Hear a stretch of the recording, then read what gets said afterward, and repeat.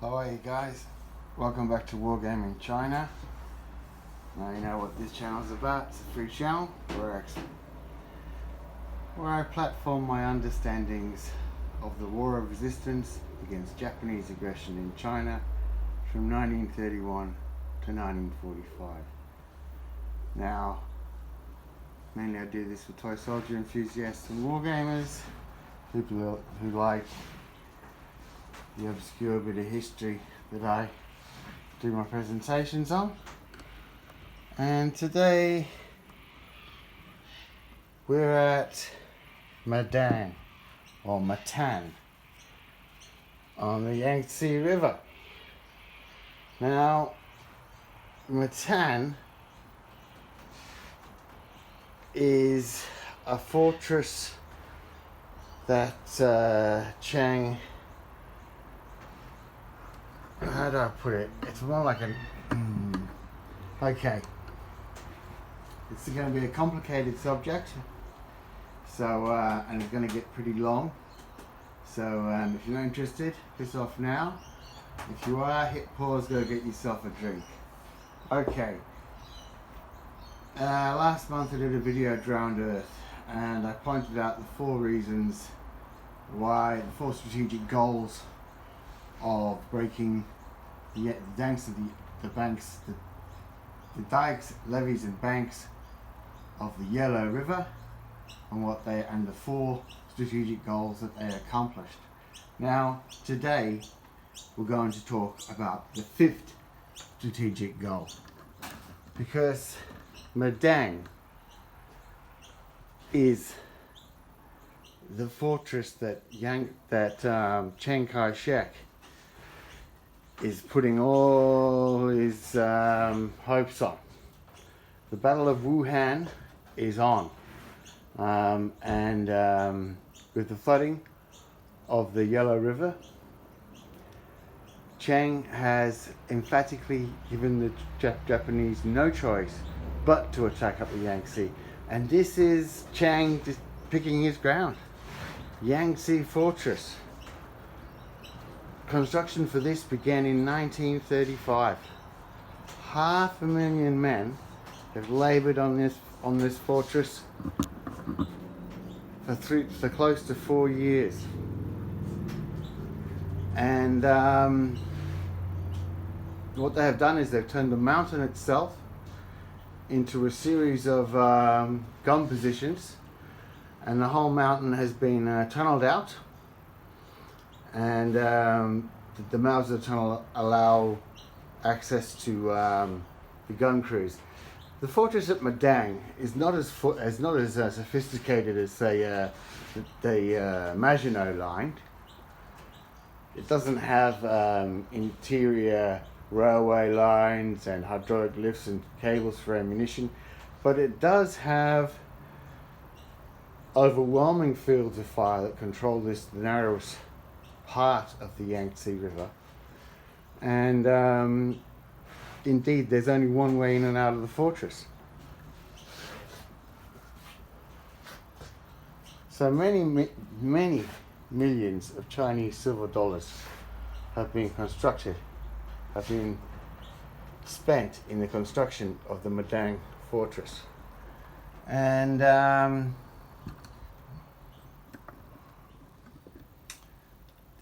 there are 12 120mm guns, 8 75mm guns, which I've used 12-pounders for. I have my own 12-pounders. The barrels are a bit big, but needs must when the double drives, and 8 QF 3-pounders. Now, these fortifications, Chiang is really placing all his bets on Matan holding up the Japanese for at least 5 months.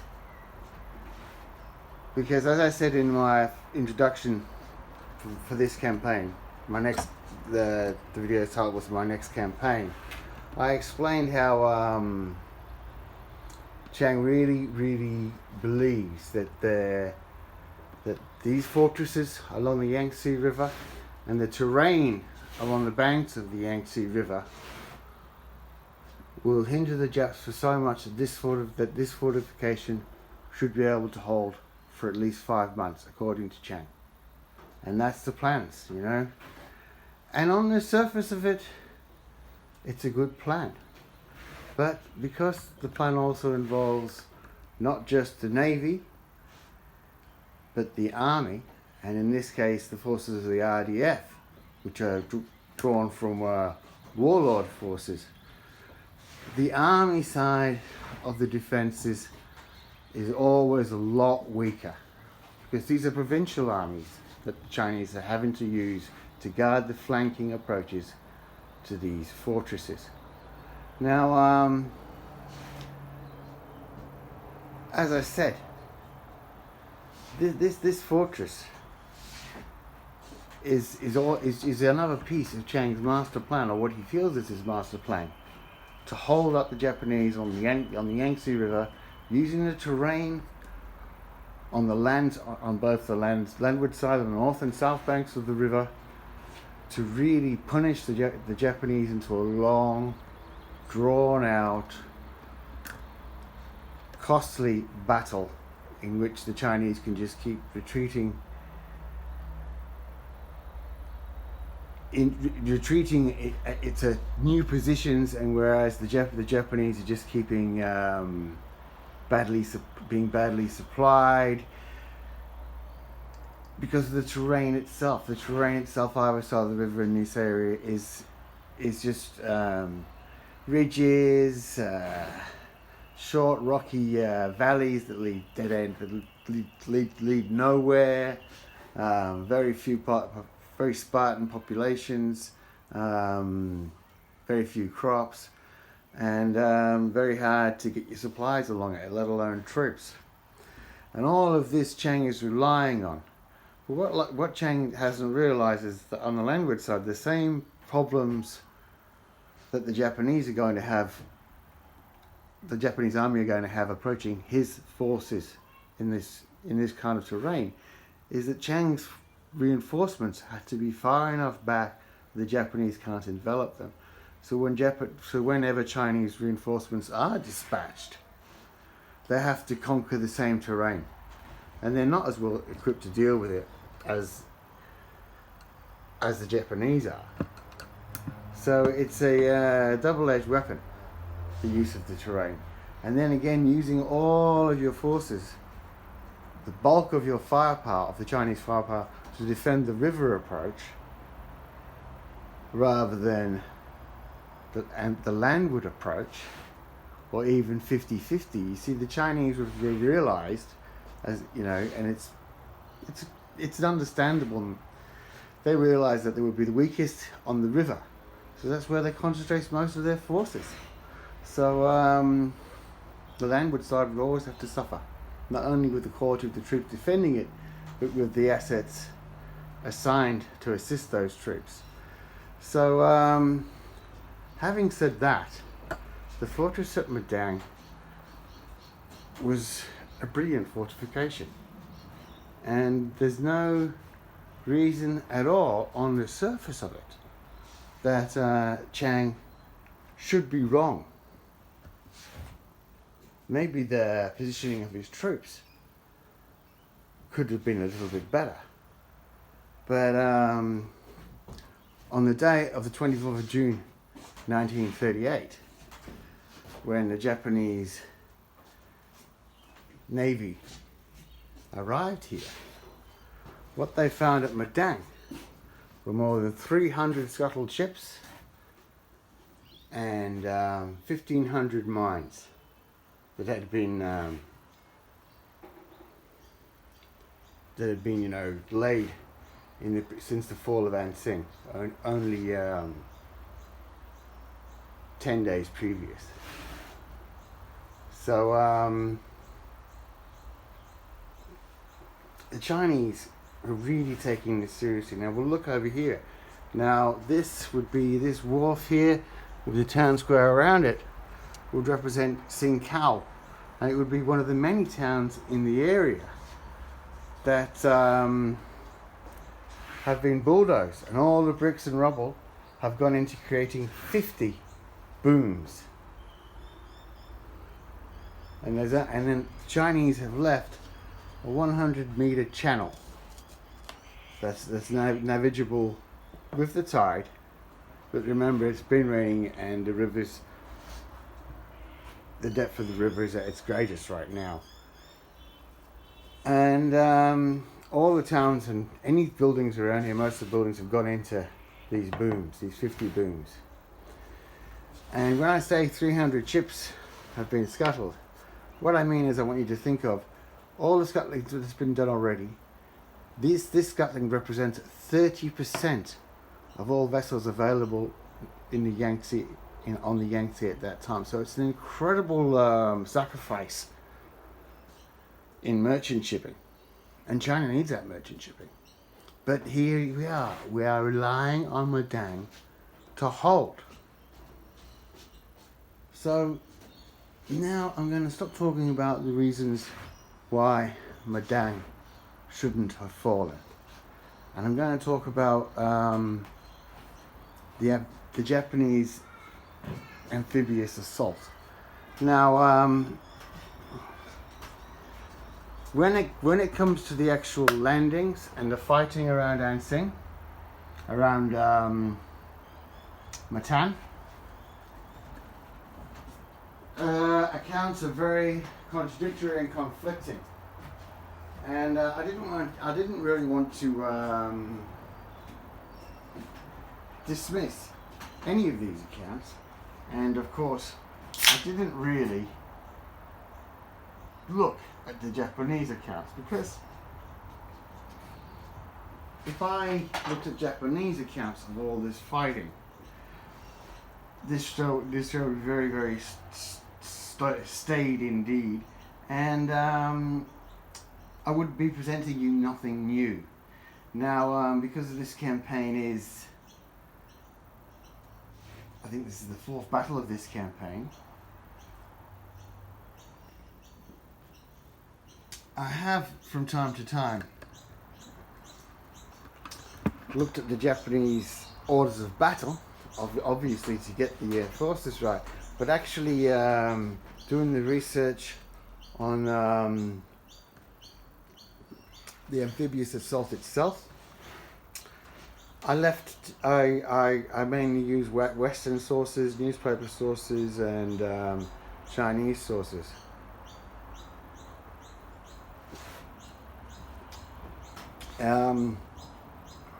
So this is perhaps why I got such contradictory accounts of how the battle went. Now, I've just cracked myself a beer, and I get my point out. So, the Japanese Navy started to make its presence felt in this area on around about the 14th of June, when the Izumo and another cruiser began shelling Matan Fortress with their 8-inch guns. Now, between the 14th and the 24th, Japanese mine clearing vessels and various small brown watercraft cleared the minefields. Now, these vessels did so with their crews suffering appallingly from small arms fire from both sides of the bank of the Yellow River. Now, because these operations went on for days, and the Japanese casualties were very, very high among the crews of the minesweepers, we have to acknowledge that before the invasion itself, the Chinese forces had used a hell of a lot of small arms ammunition.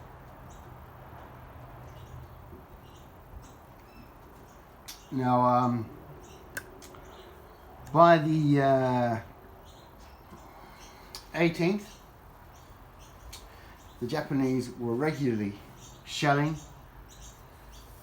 and aerial bombing the Matan Fortress. Now,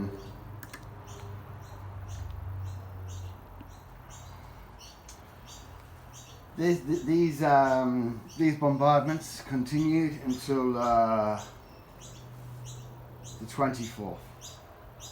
Now, all accounts are all agree on that. What we're now going to focus on is where all the accounts might differ, but I'm just going to include everything that was in an account. But because as a war game, and especially as a solo war gamer, it's very good to be able to choose aspects of the battle one wishes to use dice for, to make it happen on the table. A nice confused battle.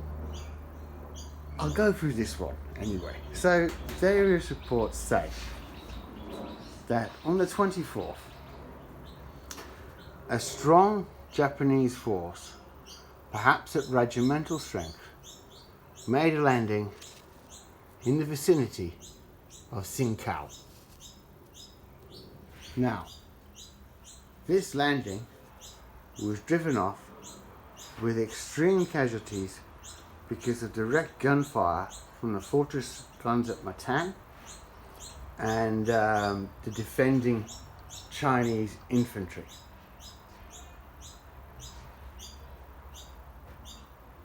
Later that night, that day, perhaps at dusk, a further Japanese SNLF force landed outside of the guns range and proceeded to make contact with the Chinese forces. At this point, the SNLF unit was under extreme duress because it was caught in column, but with the use of Japanese naval support, gunfire, firing tear gas, the SNLF were able to force a breakthrough and head beyond the sight and reach of the guns towards Modang town. Now, also other accounts say that the Japanese did indeed attempt to make a landing around about here, but this was also repulsed. Now, the fortress itself, and this is where it's going to start getting complicated, guys, so you're going to have to bear with me because I'm not the world's best communicator. Right, so the fortress itself engaged all Japanese targets on the river, sinking a Japanese destroyer, sinking one landing craft with its complete crew and load, and damaging many minesweepers and support vessels. However, the Chinese guns apparently soon ran out of ammunition. Now, with the Chinese guns having run out of ammunition, we have to ask ourselves why the Japanese, according to some Chinese accounts, then used mustard gas on the fortifications, bombarded the fortifications with mustard gas. Now, as far as the tear gas used against elements of the 53rd Infantry Division, that's undisputable. But whether indeed it was mustard gas used at Matan itself is debatable. Now, I want to get to all this now. So I've talked about, I haven't really talked about the Japanese forces. So on the south bank of the river, although at this point it's held by Chinese forces, pushing on the south bank of the river would be is the Japanese Central China Expeditionary Army. On the north bank of the river is, I think it's the 11th Army, and of course the Japanese Navy upriver. Now, we have to ask ourselves, how the hell does a big fortress like this get built, and yet it seems to be running out of ammunition at the first day of battle? Now, we're going to go back now, and I want you to recall an episode called The Sailors of the ROCN. Now, rogues, bounders, and scoundrels.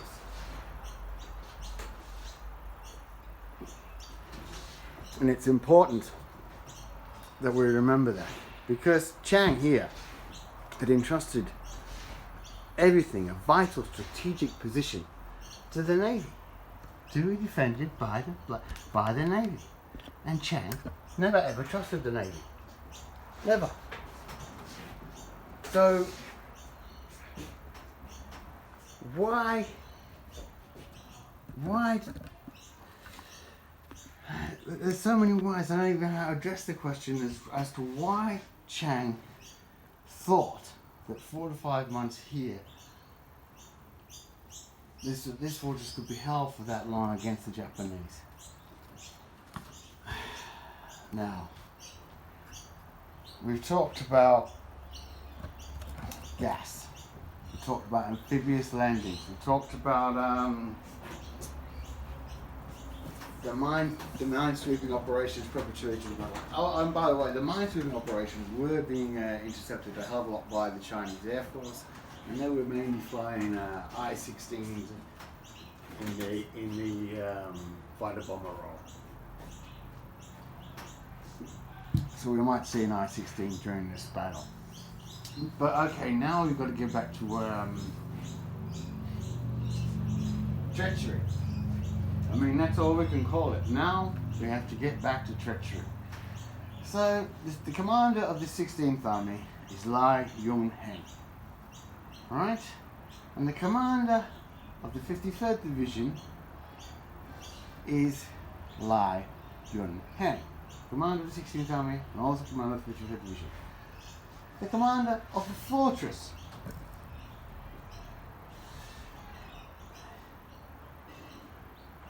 is Wang Shi-tao.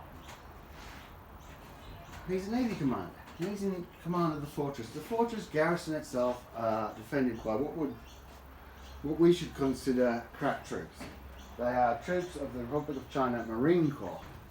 Now, China established her Marine Corps in 1924, and it consisted of 2 infantry brigades. Each brigade was 2 regiments, and 1 regiment of the Marines, the fortress garrison at Matan. Then the fortress commander is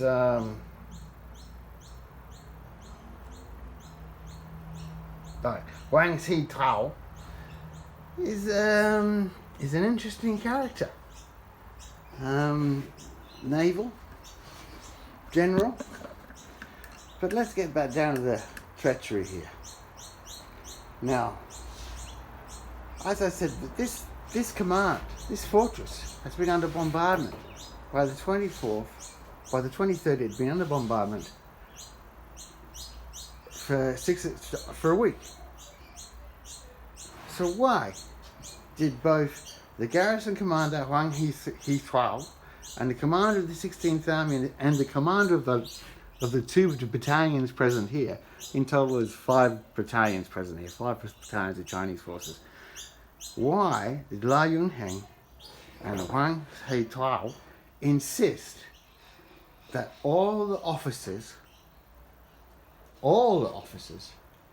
attend a banquet in a town on the day of the 24th? So on the morning of the 24th, every single officer from both the 53rd Army and the garrison all headed off to a banquet. Now, that's not bad enough. There's 5 battalions in total in strength on the table, Chinese battalions. In reserve is a brigade. That's 2 regiments of the 167th Division. Chinese 167th Division. And the reserves should have had plenty of time to get here and reinforce the flank of the Chinese. However, the commanding officer of the 167th, Wei Hing, had ordered the brigade to take the longer of the 2 routes that they could have used as an approach march to reinforce the 53rd. So as a result of this, the garrison commander who attended the party, the Chinese Navy garrison commander, is never seen again, went missing. The commander of the 53rd and 16th Army, La Yunheng, was demoted. And the commander of the 167th Division, Wei Hing, was executed. And all of this historians conjecturize about a massive amount of betrayal that will really be the reason for the fall of Matan. Because all of these soldiers, all of these Marines and sailors, there's not one bloody officer present. Not one. So we have to, and with the level of literacy among the population of China and in the Navy, we can but wonder that these gunners were hitting anything at all, let alone had no way they could use indirect fire to support the fighting that was going on beyond their vision. Even if they'd had communications, these gun crews would have lacked the mathematical abilities to calculate indirect fire, and the soldiers themselves would have lacked the abilities to call that in. So there we go, treachery, incompetence, and once again the sailors of the ROCN doing a fine job, doing a good job, very reliable, unlike the commanders, as I said, scoundrels, rogues and bounders. So the Battle of Matan, as I said, it is part of the greater Battle of Wuhan, and Matan will fall on the 24th of June, and within 2 weeks the Japanese will have made this channel fully trafficable for their continuance of their supplies and offences up the Yangtze River. Now, I